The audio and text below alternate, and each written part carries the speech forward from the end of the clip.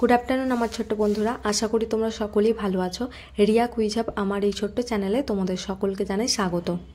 এর আগের দিন আমরা ক্লাস 3 অর্থাৎ তৃতীয় শ্রেণী বাটারফ্লাই যে ইংলিশ টেক্সট বই আছে সেই বইয়ের লেসন 3 অর্থাৎ দ্য গ্রাসহপার অ্যান্ড দি অ্যান্টস এই লেসনের আমরা প্রথমে যে ইউনিট 1-এর প্যাসেজ আছে পেজ নাম্বার 44 থেকে 46 পর্যন্ত সেটা নিয়ে আলোচনা করেছিলাম। তো তার উপর বেশ করে অ্যাক্টিভিটি 1, 2, 3, 4 এবং লেটস টক নিয়ে আজ আমরা আলোচনা করব, অর্থাৎ পেজ নাম্বার 47 থেকে 49 পর্যন্ত। তো চলো শুরু করা যাক। লেটস ডু অর্থাৎ চলো করি। অ্যাক্টিভিটি 1-এ বলা হয়েছে লেটস আন্ডারলাইন অর্থাৎ চলো নিচে দাগ দিই দ্য কারেক্ট অ্যান্সার মানে সঠিক উত্তরে। এর দাগে বলা হয়েছে দ্য গ্রাসহপার ওয়াজ হপিং অর্থাৎ ঘাসফড়িংটি লাফাচ্ছিল অ্যাবাউট ইন এ সামার্স নাকি উইন্টার্স নাকি অটম ডে, অর্থাৎ সে কোন দিনে মানে সে গ্রীষ্মকালের দিনে না শীতকালের দিনে নাকি শরতের দিনে সে লাফালাফি করছিল। তাহলে উত্তরটি এখানে কি হবে যে সামার্স ডে, অর্থাৎ সে গ্রীষ্মকালের দিনেতেই সে কি করছিল লাফালাফি করছিল। বিয়ের দাগে কি হবে দি অ্যান্ডস ক্যারেট অর্থাৎ পিঁপড়েরা বহন করে নিয়ে যাচ্ছিল ফ্রুটস ফল, কর্ন মানে ভুট্টা, লিভস মানে হচ্ছে পাতা। তাহলে উত্তর কি হবে না দি অ্যান্ডস ক্যারেট কর্ন অর্থাৎ পিঁপড়েরা কি করছিল না ভুট্টার দানা বহন করে নিয়ে যাচ্ছিল। সিয়ের দাগে আছে ইন উইন্টার অর্থাৎ শীতকালে দ্য ওয়েদার টার্নড অর্থাৎ আবহাওয়াটা আবর্তিত হয়েছিল হট, কোল্ড নাকি ওয়েট মানে সেটা গরমকালে পরিণত হয়েছিল মানে গরমে আবর্তিত হয়েছিল না ঠান্ডা নাকি আর্দ্রতা, ওয়েট মানে আর্দ্রতা। তাহলে কি হবে না cold. In winter the weather turned cold অর্থাৎ শীতকাল মানেই তো সেখানে ঠান্ডাই আসবে, তো সেই জন্য কোল্ড উত্তর হবে। তারপরে দেখো ডিয়ের দেখা যাচ্ছে snow is white, green, brown অর্থাৎ বরফ সাদা নাকি সবুজ না বাদামি, তাহলে কি হবে স্নো ইজ হোয়াইট।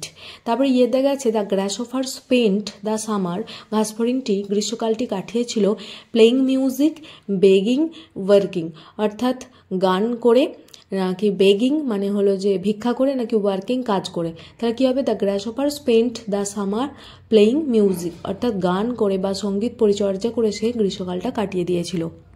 এরপর দেখো অ্যাক্টিভিটি 2-এ বলা হয়েছে লেটস ম্যাচ অর্থাৎ চলো ম্যাচ করি column A with column B অর্থাৎ স্তম্ভ এ এর সাথে স্তম্ভ বিকে টু মেক মিনিংফুল ওয়ার্ডস অর্থাৎ অর্থযুক্ত শব্দ তৈরি করতে।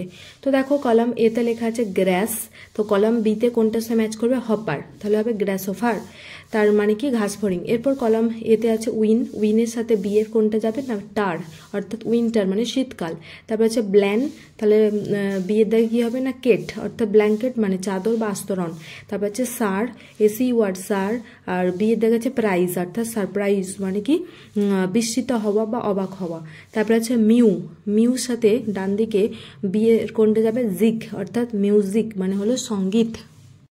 এরপর দেখো অ্যাক্টিভিটি 3-তে বলা হয়েছে let's fill in the blanks অর্থাৎ চলো শূন্যস্থানগুলো পূর্ণ করি with the red coloured describing words অর্থাৎ লাল রঙের বিবৃতিমূলক শব্দগুলো দিয়ে ইন দ্য স্টোরি মানে গল্পের মধ্যে যে এই ধরনের লাল অক্ষরের বা লাল রঙের শব্দ ছিল সেগুলো দিয়ে। তো এর দাগে বলা হয়েছে the bag is very dash অর্থাৎ ব্যাগটি হয় কীরকম না the bag is very heavy অর্থাৎ ব্যাগটা এখানে খুবই ভারী। তাহলে ব্যাগটাকে হেভি শব্দটা কি করছে বর্ণনা করছে, তো যারা অন্যদের বর্ণনা করে তাদের আমরা ডেসক্রাইবিং ওয়ার্ড বলি, তো এখানে তাই আমাদের ডাইরেকশানে ডেসক্রাইবিং ওয়ার্ডের কথাই বলেছে। বিয়ের দাগ আছে দেখো the গ্রাসহপার was dash playing music, তাহলে কি হবে the গ্রাসহপার was busy playing music অর্থাৎ ঘাসফড়িংটি ব্যস্ত ছিল সঙ্গীত পরিচর্যা করতে। তারপরে সিয়ের দাগে আছে ইন উইন্টার অর্থাৎ শীতকালে we use a dash blanket অর্থাৎ আমরা ব্যবহার করি কি মোটা চাদরই ব্যবহার করি, তাহলে কি হবে থিক ব্ল্যাঙ্কেট। তারপরে ডিয়ের দাগে আছে আইস ইজ ড্যাশ অর্থাৎ বরফ হয়, তো বরফ কিরকম না আইস ইজ এ হোয়াইট অর্থাৎ বরফ হয় সাদা। তবে ইয়ের দাগ আছে she has a dash smile অর্থাৎ তার কেমন একটা হাসি আছে না she has a lovely smile অর্থাৎ তার একটা সুন্দর মৃদু হাসি আছে। এরপর দেখো অ্যাক্টিভিটি 4-এ বলা হয়েছে লেটস অ্যারেঞ্জ অর্থাৎ চলো সাজাই দ্য ফলোয়িং ওয়ার্ডস নিম্নলিখিত শব্দগুলোকে ইন অ্যালফাবেটিক্যাল অর্ডার অর্থাৎ আমরা যে ইংরেজি বর্ণমালা আছে ABCD পরপর যেরকম সাজানো আছে সেইভাবে অ্যালফাবেটিক্যাল অর্ডারে আমাদের সাজাতে বলা হচ্ছে। তো এখানে কি কি আছে দেখো সামার আছে, উইন্টার আছে, weather, hill, and, cold, busy, music, field আর স্নো আছে। তো একটি করে দেখিয়ে দিয়েছে। দেখো এতগুলো ওয়ার্ডের মধ্যে সবার আগে আমরা জানি প্রথম লেটারটা কার, এ আছে দেখো অ্যান্টের, অর্থাৎ এখানে অ্যালফাবেটিক্যাল অর্ডারে প্রথমে আমরা এ বসাই, ABCDর এ বলি, তো সেকেন্ড জন্য এ দিয়ে শুরু ওয়ার্ডটাই আগে লিখলাম অ্যান্ড। তাহলে এবার দেখো এরপর আমরা জানি বি হয়, তো বি দিয়ে দেখো এখানে আছে বিজি, তাহলে আমরা সেটাই লিখবো, অর্থাৎ বিজি মানে কি ব্যস্ত, জানোই। এবার বিয়ের পর জানি সি হয়, দেখো সি দিয়েও আছে কোল্ড, তাহলে কোল্ড মানে কি ঠান্ডা বা শীত, মানে ঠান্ডাই বলি, তাহলে এখানটা 3 দাগে কি লিখবো কোল্ড। তারপরে দেখো সি এর পর হয় ডি, কিন্তু দেখছি আমাদের এখানে ডি দিয়ে কোনো কিছু নেই, ই দিয়েও নেই। ই এর পর দেখো ABCDE, তারপরে কি হয় না এফ, দেখো এফ দিয়ে আছে, তাহলে আমরা 4 দিয়ে কি লিখবো FIELD, FIELD, ফিল্ড। ফিল্ড মানে তো জানোই যে ক্ষেত বা মাঠ। তারপরে তো দেখো এফ এর পর সাধারণত কি হয়, ই এফ এর পর জি দিয়ে হয়, নেই এখানে কিছু, এইচ দিয়েও নেই। তারপরে দেখো না এইচ দিয়ে আছে, তাহলে EFG, জি এর পর এইচ হয়, তাহলে এইচ দিয়ে 5 থেকে আছে দেখো হিল, তাহলে আমরা 5 থেকে লিখবো HILL হিল। তারপরে দেখো এইচ এর পর কি হয় জি, এইচ এর পর আই, এখানে কিছু নেই, জে দিয়েও নেই, তারপরে কে দিয়েও নেই, এল দিয়েও নেই, এম দিয়ে আছে, তাহলে দেখো 6 থেকে কি হবে মিউজিক, MUSIC মিউজিক।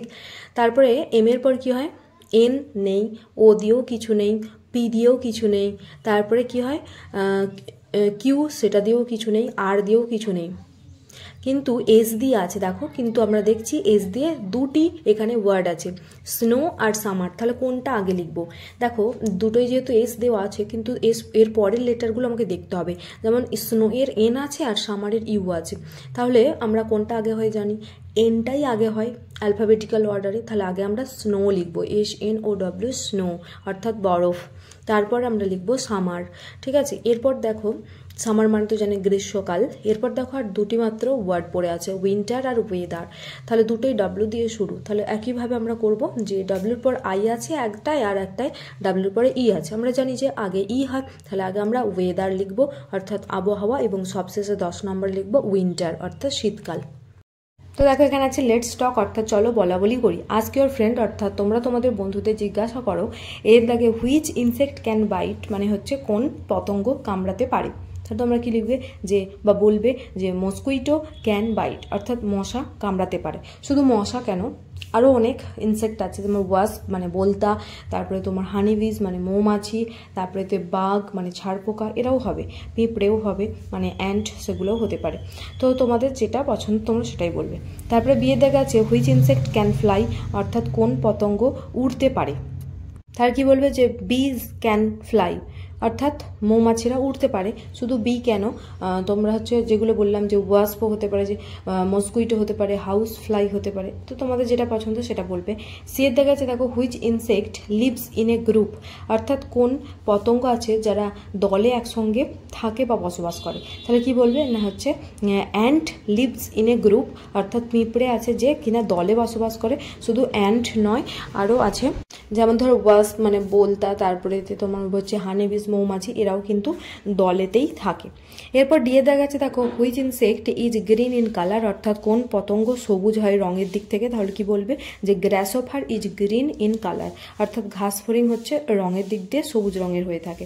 তারপরে ইয়ে দেখা যাচ্ছে which insect moves in a row, অর্থাৎ কে মানে লাইন ধরে বা সারি ধরে মানে হচ্ছে চলাফেরা করে, তাহলে কি বলবে যে ant moves in a row, অর্থাৎ পিঁপড়ে সে কী করে লাইন ধরে বা এক সারি ধরে তারা চলাফেরা করে। আমার ছোট্ট বন্ধুরা আজ এই পর্যন্তই। যদি তোমাদের এই ক্লাসটি ভালো লেগে থাকে তাহলে অবশ্যই একটা লাইক দিও, যেটা আমায় মোটিভেট করে পরবর্তীতে আরও নতুন ক্লাস নিয়ে আসতে।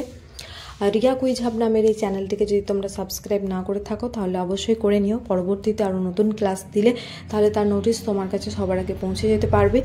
আর পারলে এই ক্লাসের লিঙ্কটি তোমরা তোমাদের ফ্রেন্ড সার্কেলে শেয়ার করো, যাতে সকলে উপকৃত হতে পারে।